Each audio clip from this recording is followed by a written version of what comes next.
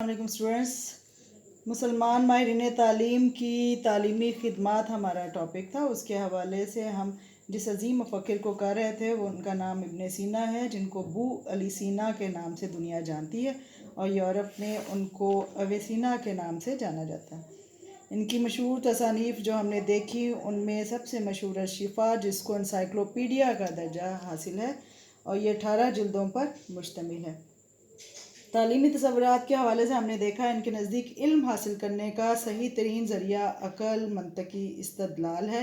हवासे खमसा से जो इल्म हासिल होता है, अक़ल ही इस इल्म को मुनज़्ज़म सूरत देती है। ठीक है, इसके बाद हमने देखा इनके मकासदे तालीम के हवाले से कि इब्ने सीना के नज़दीक मकासदे तालीम में सबसे अव्वलीन रज़ाए इलाही का हसूल, इबादात की इस्लामी पाबंदी, ज़ब्त नफ्स की तरबियत, जिस्मानी सेहत की तरबियत है, ज़हनी सलाहियतों को उजागर करना, इल्म व अक़ल में मुताबिकत और मंतकी इस्तदलाल के ज़रिए से सादत का असूल, फ़रोग़ तालीम, किरदार और फ़िक्र अमल में ख़ुलूस नीयत के हवाले से इनके नज़दीक इंसान का अवलीन मकसद अल्लाह ताला की खुशनुदी हासिल करना। ये खुशनुदी इबादात से हासिल होती है, यानी कि महज नमाज, रोज़ा, हज या ज़कात वगैरह ही इबादत नहीं है, बल्कि चंद हकूक़ भी इबादत में शामिल है जिनका अदा करना ज़रूरी है, यानी हुकूकुल्लाह है, हुकूकुल इबाद है, हुकूकुल नफ्स हो जाता है। यह इबादत से ज़ब्त नफ्स पैदा होता है। नेकी की तरफ रुझान और बुराई से बचना, ये भी इनके नज़दीक अव्वलीन मकसद हो जाता है तालीम के हवाले से। और इनके नज़दीक तालीम अपने तक महदूद नहीं रखनी चाहिए, बल्कि इसके फ़रोग़ की हर मुमकिन कोशिश करनी चाहिए और अमाल का दारोमदार नीयतों पर होता है। आज हम देखेंगे इब्ने सीना के हवाले से इनका निसाब तालीम या इनके अलूम की कितनी इक़साम है। इब्ने सीना ने निसाब के बारे में कुछ भी बयान नहीं किया, ताहम इनके अलूम के हवाले से देखा जाए तो मदरजा ज़ैल इक़साम हमें नज़र आती हैं। उनमें एक है आला अलूम, दूसरा दुनियावी अलूम और तीसरा वस्ती अलूम। आला अलूम इससे मुराद वो अलूम हैं जो कि जिनका मादे से कोई ताल्लुक़ नहीं है, जो हिकमत दानिश के हवाले से जिनको जाना जाता है, यानी कि फ़लसफ़ा, मंतक या अखलाकियात के हवाले से ये अलूम आला अलूम कहलाते हैं। नंबर 2, दूसरी किस्म जो इनके नज़दीक है वो दुनियावी अलूम की है। दुनियावी अलूम से मुराद वो तमाम तबई अलूम शामिल हैं और वो अलूम भी जो किसी एतबार से तिब्बियात के ताबे हैं, जो ज़ाहिर हैसियत से तो मादा हैं, ये बिलवास्ता मादे के ताबे हैं। मसलन तिब्बियात है, कीमिया है, जौहरी तिब्बियात वगैरह इसमें शामिल हो जाते हैं। वस्ती अलूम के हवाले से तीसरा पॉइंट या तीसरी किस्म इनके नज़दीक ये है, इसमें वो अलूम शामिल हैं जो बाज़ पहलुओं से मादी दुनिया से ताल्लुक़ रखते हैं, बाज़ पहलुओं से अपनी माबादु तिब्बियाती हैसियत रखते हैं। मसलन इसमें रियाजी है, इल्म हिंसा, इल्म फ़ल्कियात, इल्म मौसीकी, फ़नून लतीफ़ा के हवाले से या इल्म फ़ल्कियात के बाज़ पहलुओं के हवाले से हमें नज़र आता है रियाजियाती इल्म, लेकिन इसका ताल्लुक़ इल्म तबई से भी है, इसलिए ये वस्ती अलूम में भी शामिल होगा। इब्ने सीना के अलूम की इक़साम की रोशनी में वही निसाब तालीम मेयारी समझा जाएगा जिसमें इन तीनों इक़साम में तवाज़ुन होगा। आला अलूम में निसाब में लाजमी और मरकज़ी हैसियत हासिल होगी, फिर दूसरे नंबर पर वस्ती अलूम और आखिर में फिर दुनियावी अलूम शामिल होंगे इनके नज़दीक। अच्छा, हिकमत तदरीस के हवाले से इनका अगर हम देखें तो इसमें इब्ने सीना अमली तौर पर मुदर्रिस थे। तिब और फ़लसफ़ा इनके ख़ास शुबे थे।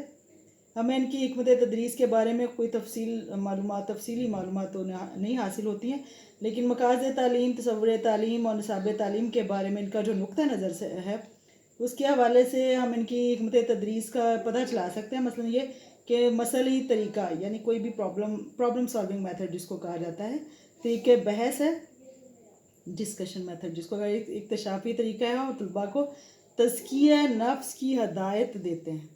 आप कहते हैं कि बहस व मुबाहिसा से दिल का जंग दूर नहीं होता। इब्ने सीना ने इल्म हासिल करने के लिए बेहतरीन तरीका ये बताया है कि रात का एक हिस्सा मुकर्रर किया जाए, और उन्होंने ख़ुद भी रात का एक हिस्सा मुकर्रर कर रखा था, और यही असूल तलबा के लिए मशअल राह है।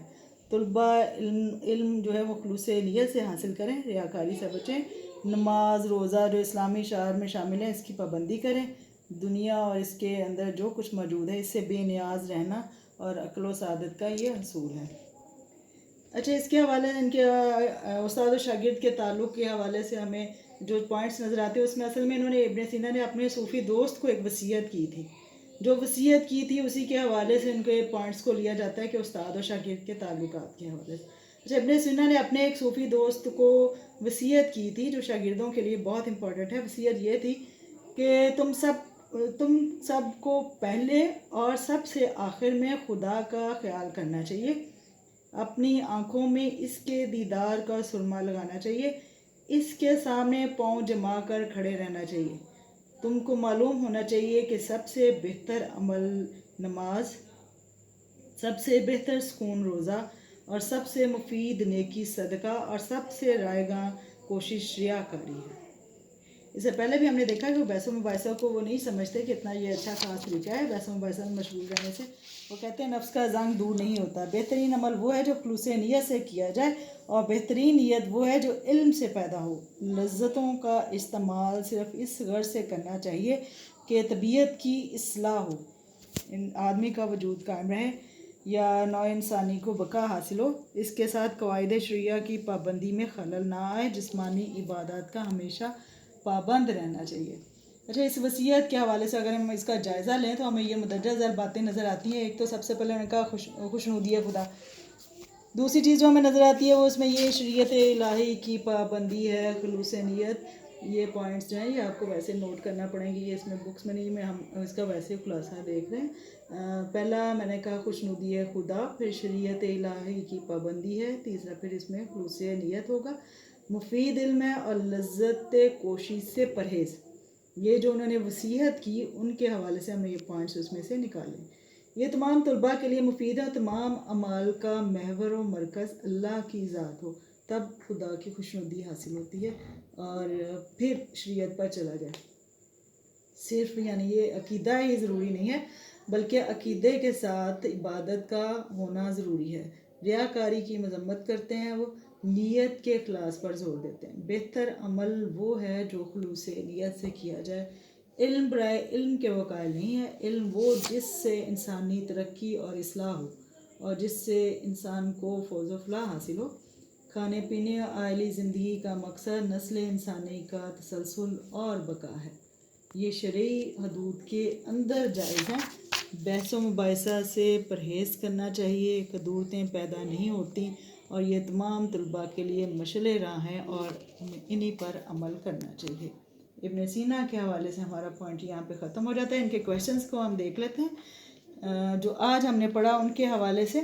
ابن سینا نے علوم کی کتنی اقسام بیان کی ہیں یا نصاب تعلیم کے حوالے سے ان میں پوائنٹس کیا ہم نے. اعلیٰ علوم، دنیاوی علوم اور وسطی علوم. اور اعلیٰ علوم سے مراد ایسے علوم جو حکمت و دانش پر مبنی ہوں، اور دنیاوی علوم سے مراد وہ علوم جو طبی علوم جن کہا جاتا ہے جو کسی اعتبار سے طبیعیات کے تابع ہوں. ان میں طبیعیات، کیمیا اور جوہری طبیعیات کے حوالے سے نام لیا گیا. وسطی علوم، اس سے مراد وہ علوم جن کا تعلق بعض پہلوؤں سے مادی دنیا سے تعلق رکھتے ہیں، بعض پہلوؤں سے یہ مابعد و طبیعیاتی حیثیت رکھتے ہیں، جیسے حساب، علم ہندسہ، علم فلکیات، علم موسیقی اور فنون لطیفہ وغیرہ کے حوالے سے. یہ علوم کی 3 اقسام، یہ شارٹ کویسچنز میں بھی آ جاتا ہے، یہ لانگ کویسچن کے حوالے سے بھی اس میں شامل ہو جاتا ہے. حکمت تدریس کے حوالے سے ان کا دیکھا ہے تو اس میں انہوں نے بحث و مباحثے کے طریقوں کو پسند نہیں کیا. مسئلہ طریقہ تدریس کے حوالے سے یا تزکیہ نفس کے حوالے پہ وہ زیادہ زور دیتے ہیں. ٹھیک ہے. اور استاد اور شاگرد کے تعلق کے حوالے سے انہوں نے اپنے جو دوست کو وصیت کی جس کا میں نے ابھی ذکر کیا وہ سارا لکھنا پڑے گا، اور اس میں سے MCQs بھی بن جاتے ہیں. یہ جو کوٹیشن ابھی ہم نے ذکر کی کہ تم کو سب سے پہلے اور آخر میں کس کا خیال رکھنا چاہیے، آنکھوں میں کس کے دیدار کا سرما لگانا چاہیے، اور ان کے نزدیک بہترین عبادت یا بہترین عمل کون سا ہے. ٹھیک ہے. یہ پوائنٹس ہمیں نظر آتے ہیں. ٹھیک ہے. آج کے لیے اتنا ہی. کل انشاءاللہ ہم علامہ زرنوجی کریں گے نیکسٹ.